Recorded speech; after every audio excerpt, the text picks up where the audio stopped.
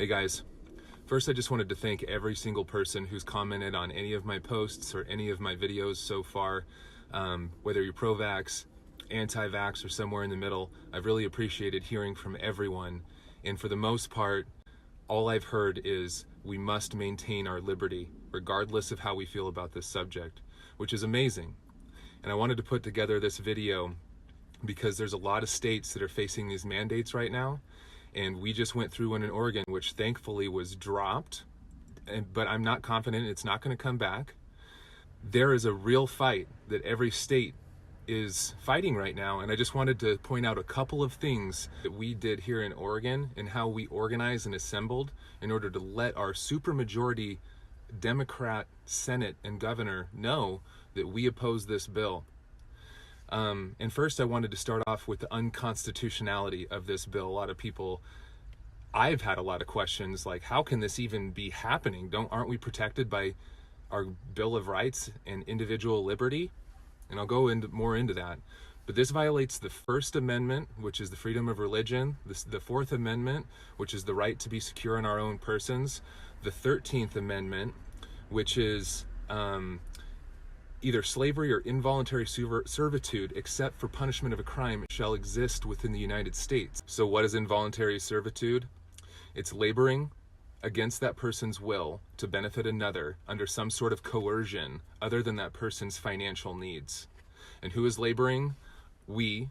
And who is benefiting? The pharmaceutical companies, which in other videos, and which I recommend you go take a look at, I've explained how these companies are not held liable for a faulty product, and they can do whatever they want, and it doesn't matter how many of us are hurt, we cannot sue them. And we are compensated under a secret court of the United States government that takes our tax dollars and pays for compensation. So if we're hurt, our own tax money is getting paid back to us. Every single one of our United States senators takes an oath of office before they take office. It's our job as American citizens to make sure that they stay accountable to their own oath of office. The oath of office states, "I do solemnly swear that I will support and defend the Constitution of the United States of America against all enemies, foreign and domestic, that I will bear true faith and allegiance to the same, that I take this obligation freely without any mental reservation or purpose of evasion, and that I will well and faithfully discharge the duties of the office of which I'm about to enter, so help me God." The next thing that we have to be aware of is censorship. Facebook, Instagram, Pinterest, Google's now censoring, Amazon have come out publicly and said they're going to start censoring misinformation. They're labeling it misinformation, and it's not. This is really scary. John F. Kennedy warned us about this in 1961 in a speech that he gave. Take a listen. We decided long ago that the dangers of excessive and unwarranted concealment of pertinent facts far outweighed the dangers which are cited to justify it. Even today, there is little value in opposing the threat of a closed society by imitating its arbitrary restrictions. In that same speech, he also said this.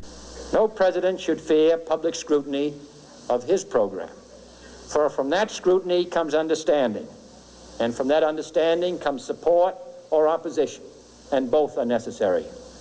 I am not asking your newspapers to support an administration, but I am asking your help in the tremendous task of informing and alerting the American people. For I have complete confidence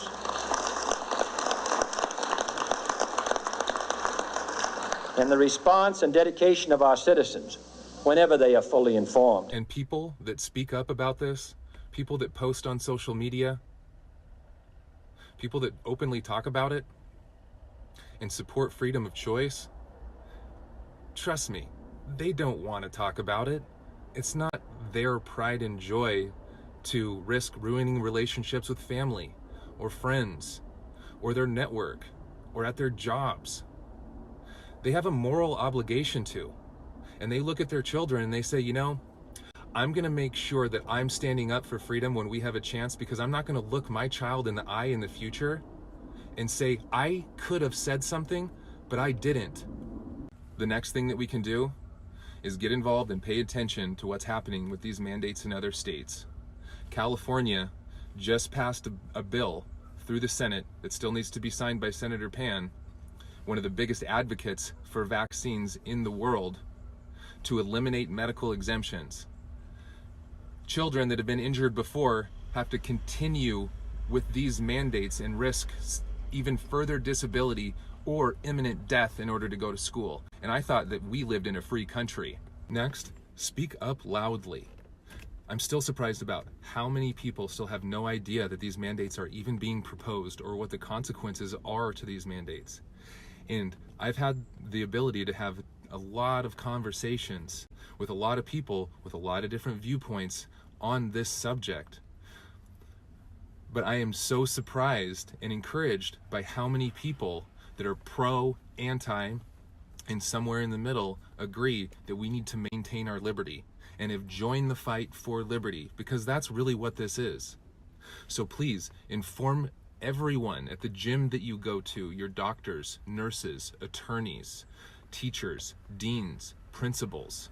Talk about it with your neighbor, because I can guarantee you that as soon as you talk about this, people are going to agree that our liberty is on the line and that we need to protect it. Seek out the folks in your state that are leaders in this area, that have all the information. There are Facebook groups, there are websites, there's a massive conversation going on already where you can really get informed and really join the fight. And they are ready and willing to be able to inform you on what is happening and what you can do in order to make a difference. Next is get in touch with people that have a high social media influence that also want to protect freedom. The more that we can get this message out, the stronger that we are, and the better chance that we have to defeat mandates and support freedom. Storm the Capitol. Know when there's rallies and protests being held at the Capitol. Show up. Use your voice to let our legislators and governors know that they need to listen to the people, because the people have the power. Email your legislators. Find out who your legislator and representative is. Find out their contact information. Email them and call them every single day in opposition to these mandates. Get other people to email and call in opposition to these mandates. Schedule meetings with them. Show up in person and let them know of your personal story and why these mandates are unconstitutional and why you, the people of the United States of America, do not agree with these mandates. Men, we need to get involved in this fight. In every state across the nation, in every rally, I'm hearing that our women, mothers, are the ones primarily in this fight. And our state, unfortunately, has discredited mothers, called them hippies, and are not listening to them, which I have no idea why. I wouldn't want to mess with Mother Bear, but they do. So we need to make sure that we're standing alongside our women and that they know that all of us cannot be discredited and we have a strong voice together. Lastly, and the longer term approach, is making sure that we get involved in our government and we understand exactly what senators and what governors are not following through with their oath of office and protecting our freedoms. We need to select representatives that are going to protect our freedom and that are going to support the people of the United States of America and not corporate profit. So good luck. Let's continue the fight, and we're stronger together. Thank you very much.